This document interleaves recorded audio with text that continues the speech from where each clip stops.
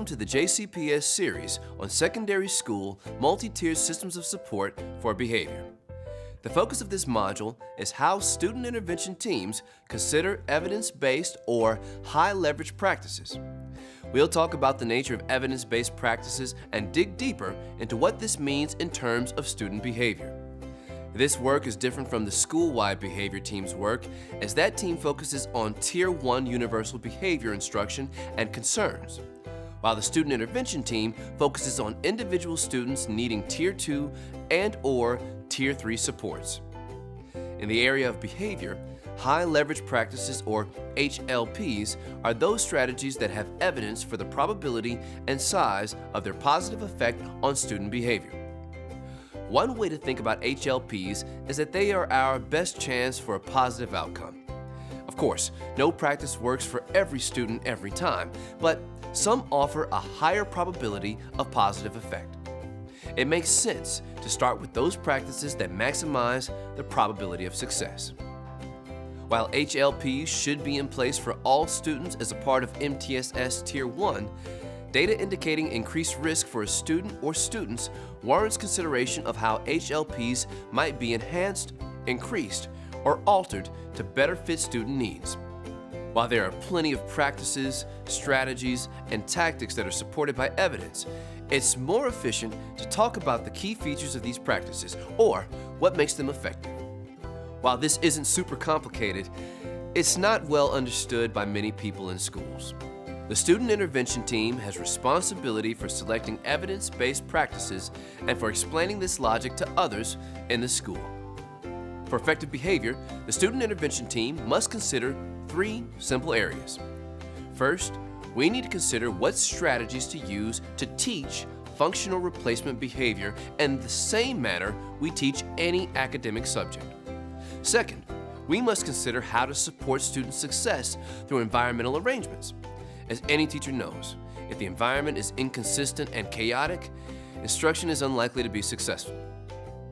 Finally, we'll talk about the provision of feedback for student behavior. There are effective ways to provide feedback in a high-leverage manner. These 3 keys are not separate. Teaching expected behavior is a requisite task in the development of a positive learning environment, and performance feedback is an essential component of effective instruction. We'll compartmentalize our discussion by these 3 keys. While the student intervention team may not be involved in the development of more individualized interventions, their leadership in advocating to the student intervention team for use of HLPs is essential. Let's take a step back. In the last module, we talked about the behavior pathway. Recall that students behave for a reason, and by looking at how behavior and environment interact, we can determine the circumstances under which behavior is likely and the consequences that maintain it. Once we understand why behavior is happening or what purpose it serves for the individual, we can consider appropriate behaviors that might serve the same purpose.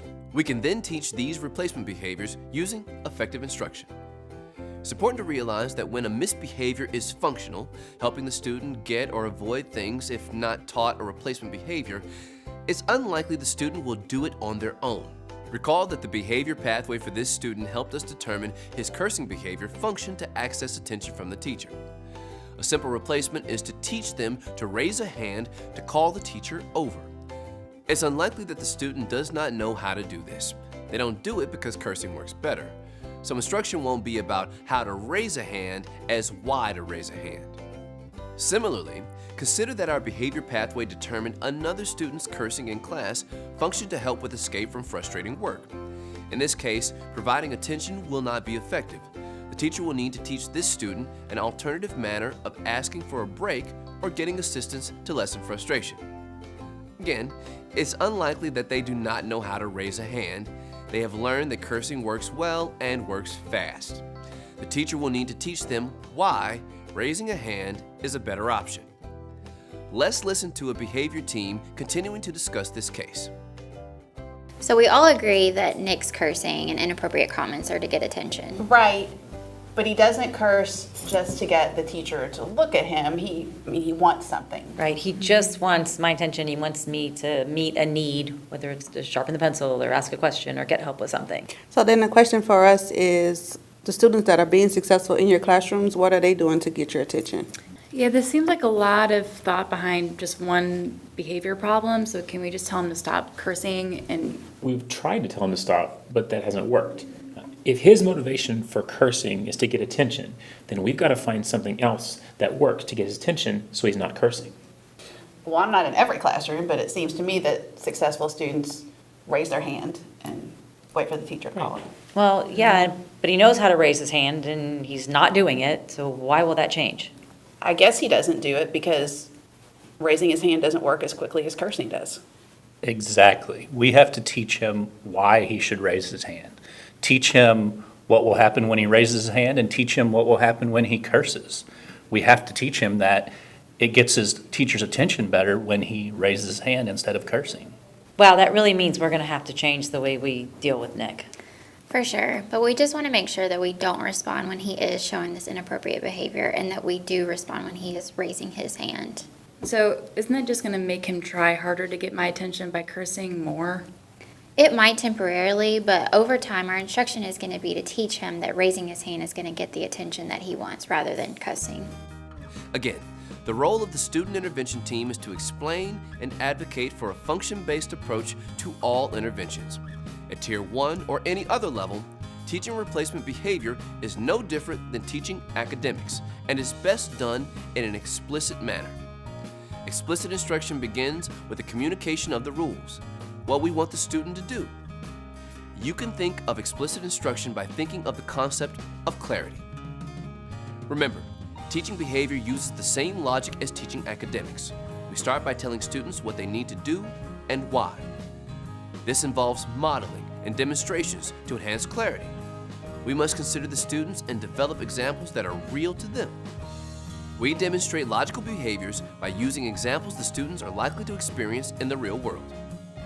So we can break explicit instruction into those three pieces: clarity of what the behavior is, clarity of why the behavior is important or how it is functional, and clarity of how to use it in the real world. For student intervention teams, these concepts are as important in considering instruction of school-wide expectations as they are in teaching specific replacement behaviors at Tier 3. Let's look closer at clarity of behavior. Explicit instruction involves the teacher stating the behavior and explaining while demonstrating. This mix of physical modeling with verbal explanation is most effective. Some believe that presenting only parts of the key skill and asking students to explore or discover is a preferable strategy for introducing new content. It is the role of the student intervention team to advocate for effective practices. Pointing to research is proof that new information be presented in a clear and direct manner. We've separated the what and why of clarity, but these two pieces happen together. Still, it's difficult to explain a replacement behavior without also telling the student why it's important. The why is a rationale, a connection back to function. Watch how this team considers function as a part of teaching a replacement behavior for hallway behavior at Tier 1, focusing on both what to do and why. So why do we think students are huddling in the hallway and congregating and pushing and what's the function Well, I of mean, that? it seems pretty obvious. They want to socialize, like all high school kids do. And that eagerness makes them stop in the hallway and talk about the latest drama going on. I mean, yeah, that seems right to me. They don't have any problem walking through the classroom. So if the function is to be able to talk to each other and chat, what can we do to teach them better? Well, so we break them up every time they huddle. They don't get that talk time. Maybe they're eager to do class. Personally, I think they need that talk time because if we don't give them that talk time, I think it's going to get worse. We're just going to see it more in the classrooms, and that's going to become a problem. Teachers aren't going to be happy with that. Well, okay. So if we say they get to class on time, they get some time to talk at the end of class. I don't understand why we should even give them talk time during class. Well, I mean, if we want them to get to class on time, we can save 5 minutes by not having them arguing and having issue tardy slips. And if we give them 4 minutes at the end of the class, then that's, again, saving us time. Yeah. So what do we want to teach them to do in the hallways? We want to teach them how to talk while walking and not stop to congregate. Okay, so we can teach them to walk on the right side, to not congregate in the hallways, and go directly to class. Right. So those are the behaviors that we can describe and model for them, and getting to talk to each other on the way to class is the rationale. Note that the discussion of a replacement behavior focused on what successful students would do. Effective replacement behaviors must be relevant. Looks like what others would do. The third piece of explicit instruction, clarity of how to use behavior in the real world, refers to the student's ability to generalize behavior outside of teaching. That a student can use a skill when asked to do so, but then does not use it under natural circumstances is a failure of instruction. But first, let's talk about small group interventions. Teaching to small groups can be done at any tier. At Tier 1, groupings allow for differentiated instruction. At Tiers 2 and 3, small groups are used to teach specific content that might otherwise not be a part of the school curriculum. This may include topics like social skills, emotional regulation, or organizational skills. When planning small group instruction, the team must consider basic logistics, including when to meet, where to meet, who will teach, who needs to attend, and what the key skills should be. Here are some basic recommendations for planning to create small group instruction for behavior. First, because we're talking about behaviors and emotions, there may be some topics that are sensitive, and it's best if groups can meet in an area away from other students. Second, it's best if meeting times are scheduled to be consistent at a regular date and time. As we've discussed, effective instruction is developed in a similar manner regardless of the content. But it's important that the teacher has knowledge of the content area. At the secondary level, content varies greatly by class, and teachers are experts in a specific area. As such, groups for behavior are typically taught by counselors, school psychologists, and other personnel with knowledge in relevant areas. However, when considering behaviors related to trauma, there is an advantage to having a teacher with expertise in this area. Often, student intervention teams create groups and then set out to find students to fill them. But this is not logical.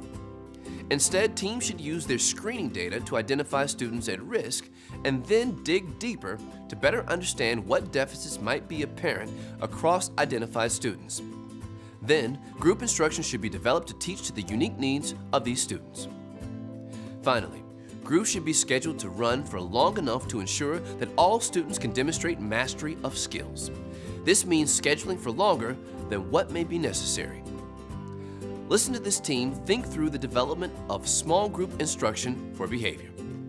All right, so it looks like we have about 5 students that we just made a list of that need some sort of like social skills group, and they're all freshmen. So let's talk about logistics and like how we're gonna get this done, when, who, Right. how, yeah. Well, I mean, our freshman data is kind of off the chain. That's our focus in our behavior teams. But for social skills, I think they all have advisory first period. Yeah, I think advisory would probably be the best time. We got to make sure they're getting to school on time, though, if we're going to do it during that time. But we also just got those new social skills lessons that we could use during that time. But aren't they doing that during advisory? Because it seems like these kids need more than what they're just given. Because it's not, they're in their advisory, and assuming they're in school and time, but they're in there, and if that's not working for them, we can't just repeat the lesson. Is there something we can do? I don't know this program. I wonder if it has a modification or some sort of extra learning.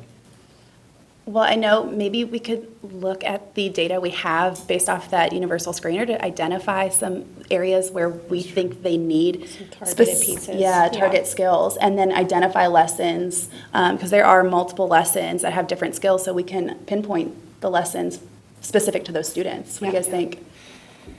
Well, I love it. Who's going to do it? I guess that's our biggest issue. We already have a hard time finding groups and other extracurricular stuff during the school day. I wonder if the MHP would have enough time during her day to pull in a small group in the morning during that period. I know she's willing to do things after school, but she's also been talking about doing things more extended during the day. So I Like think starting to pull that would be great groups? to ask her. Okay. Yeah, I don't mind asking her. Would you? Okay. I think that might help there. Finding time would be the next issue, because again, they're in advisory. We don't want to pull them from their advisory because they need that. That's what we're giving everybody. when do we give them that extra? What if they started out in advisory, and that would kind of curb, like, because I know sometimes they're tardy or they're, like Right. late to school. So we want to make sure that that time is like really purposeful for them. So what if they started out in advisory and then like at the tail end of it, or like the last 15, 20, 30 minutes, like they get pulled into that group and then they go to that next Yeah, period. they could almost have that intervention piece on top of what they just got, the social skills and advisory. And they're also going to build relationships with that person that is pulling them from advisory, so that could be kind of their go-to person throughout the day. Well, I know half of our check-in, check-out plans deal with that first advisory teacher. So we can say that, hey, we don't want to take that away from them, but I think the idea of then extending it might be very successful. And I know your concern was about pulling them from advisory, but I Right. think when we look at it, I really think they're going to benefit more from this small group lesson with the MHP, even if they have to leave the advisory lesson early. Oh, absolutely. Especially if we pull the data and target the lessons to what we know their needs are. Right. My concern was just that if this is truly an intervention, they have to continue to get that core instruction. Yeah. But then we add on to what they're getting. So as long as it meets that criteria, I'm fine with that. I think that's a good idea. Okay, So we just need to check in with the MHP. see if she can work it out. Yeah. And you said you're going to talk to her Yeah, about I that? can talk Okay. to her. Mhm. Okay. So Thanks. we can talk about that next time we meet, just to see logistics and see when, okay, I think it's a And good idea. then I can work on looking at the lessons. We can look at the data. Okay. And pinpoint maybe the skills needed Okay, for those so that students. can kind of be pre-planned Yeah. for her to get started. Sounds like a plan. Awesome. We've talked about the components of effective instruction. These small groups should be taught using the same logic and procedures as we'd use to teach any academic skills. But as we get back to thinking about generalization, there are some things that must be considered as part of instruction. We want to teach behavior in ways that will help the student to use the skills in natural, real-world settings. Here's a basic set of generalization strategies, most of which are embedded within the lesson content. You'll see that the different types of clarity aren't totally separate, as one impacts the other. As a first strategy, even when teaching small groups, the concept of function is important. We must identify appropriate replacement skills by observing others in the environment. Recall considering what successful students do.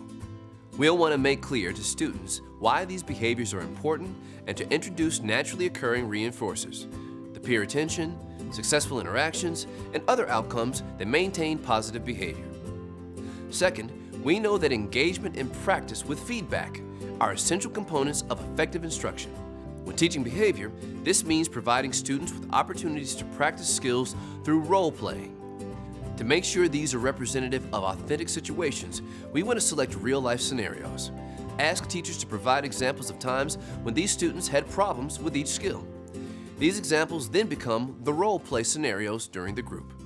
In addition to using natural role-play scenarios, generalization is enhanced by considering locations, context, and conditions under which problems have occurred in the past. And then, either bringing those circumstances into role plays or even moving groups to natural locations for practice. The more varied and natural the examples, the better in terms of predicting generalization.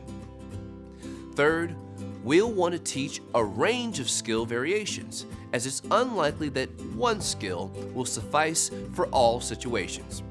For example, walking away is one skill for dealing with conflict, but it is not always possible. So we need to teach a range of possibilities and talk about the conditions that may or may not be effective. Finally, we can promote generalization by making sure that demonstrations of skills in natural settings are reinforced. A major part of helping new skills stick in novel environments is enlisting teachers, parents, and others to prompt appropriate behavior and be on the lookout for examples to praise. We may create situations for students to use their new skills so that we have opportunities to provide positive feedback. Watch as this team talks about effective instruction focused on teaching students appropriate replacement behaviors. All right, you all, so since the last meeting, had some time to look at the data, noticed areas that need some growth, the OTRs, those opportunities to respond, but really with their peers and with their teachers. Yeah, so we need to make sure that the focus is really on that student-facilitated conversation, so they're learning how to disagree with each other or use that accountable talk language, and having discussions peer to peer. Right. I mean, I know they all have issues with their teachers, because since the last time I was able to take a look at who they are and talk to their teachers, and it is, anytime they tell them to do something, it is, I'm not going to do this, they're going to be opposite. I mean, it seems to their, again, this is the teacher talk, every day it's happening. I'm sure it's going on, but having that situation so that they can practice, like what is appropriate interaction with the teacher when they tell me to do something. If I don't want to do it, if I'm not feeling it, how do then I express it in an appropriate way? So I think that built into some of these lessons would be very critical for this group. Yeah. Absolutely. And I think a lot of our tier one, like SEL curriculum does talk about those things, but what can we bring to like enhance those things to make sure that we're targeting those Well, skills? Panther Pride, R is respect. So, I mean, at some way we have to, okay, here's what respect looks like, but not cheesy like that, but just something more intimate with them. Like, okay, let's a real life situation. Here's what's going to happen when an adult, maybe a supervisor or a boss, is going to ask you to do something. Here's how you can respond. This is respectful behavior. So it's got to be real world to them, because I mean, they're not going to just respond to R's for respect. Let's do it this way. We got to make it real for them. Yeah, absolutely. Yeah, and, students tend to listen to their peers more than they listen to the adults, right? So then giving them the opportunity to practice with each other. So that way, that's one of the things we're working on, so they have that time to practice peer-to-peer. And I think they need to understand how teachers are feeling, like when a student responds in a certain way. So like you said, that modeling and that role playing, I think will really help. So they can see, what it is, like taking ownership truly, and understanding how their actions are affecting others. And I think it'll be really important to help the MHP or whoever is working with them, like really reinforce these skills that they're working on, and however we want that to look like. Do we know who's going to work with them yet? I know we talked about the MHP, but I also know that Ms. Jennings, the counselor, she just finished her rotation going to every freshman class doing some sort of social emotional lesson. And from what I've heard, it was very positive. So we just got to make sure that the adult doing this is one that they can listen to, that has a rapport with them. What we don't want to do is set it up where the adult is going to just cause more problems because they already have that friction. Do you guys think that they would enjoy possibly making their own videos for the school? Like, I mean, just maybe, or even for the freshmen, so that we can show them, and I know. I love it, yeah. But something to just, hey, you guys get to be on camera and show how to model appropriately, how to respond to peers and how to respond to I adults. mean, it's going to give them some clout in their eyes. Right, I know. Here's showcasing myself, but I think that's a great idea. Just use it in a positive way that can also benefit them. I mean, absolutely. I think that'd be a great idea. And getting Absolutely. that buy-in from them as well. And I did talk to Ms. Johnson, so she's on board, and maybe her and the counselor maybe can work together. That would be good. Do we have a time? I know we were concerned about what time. We had talked about after advisory. Do you think that'll work? She did mention maybe a backup time, maybe since these are all freshmen during their lunchtime. So maybe they could have, lunch together or during this Great group. idea. I wonder if we could do some sort of lunch and tie it into this group. Make it special or make it interesting for them. Since we're close to the end of the semester, do we just want to wait till the next semester to get started with this? It's probably best. As long as we plan so that we can start. I mean, they need this right now, but again, we need to do it right. So as long as we can plan to start as soon as that next semester begins with the schedule and the classes changes, we get it going. But I mean, I'm fine with that. Yeah. And I wonder too, just on a side note, something for us to think about, maybe put on our radar, if we know that student to teacher relationships are struggling and there's defiance happening in the classrooms, Absolutely. maybe even finding a way to get the teachers some management strategies, maybe calling in the MTSS behavior team and seeing if they can work with the teachers on, how to handle or different ways, strategies for defiance in the classroom. And I know the team had been talking about how do we get that out to teachers. They were talking about like some sort of little blurb in the newsletter. I mean, maybe we can get to that team and say, hey, this is what we're working on. This is our group. Here's our topic for this 6 weeks or however long we do it. At least give them an idea of what we're working with, so maybe they can talk or use some of the strategies when they're having those difficulties in class. Yeah. I think that's a great idea. And we always got to remind people to you all those positives, like 4 to 1, focus on the positives and try to find something with, and get these students. Build them up. Yes. Yeah, those small wins, right? Yeah.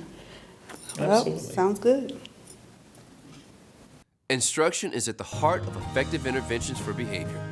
But to be effective, instruction must consider function, be explicit about replacement behaviors, and include strategies to promote generalization. There are hundreds of different strategies for dealing with behavior, but what separates those that are effective from those that aren't is the degree to which instruction is at the heart of the intervention.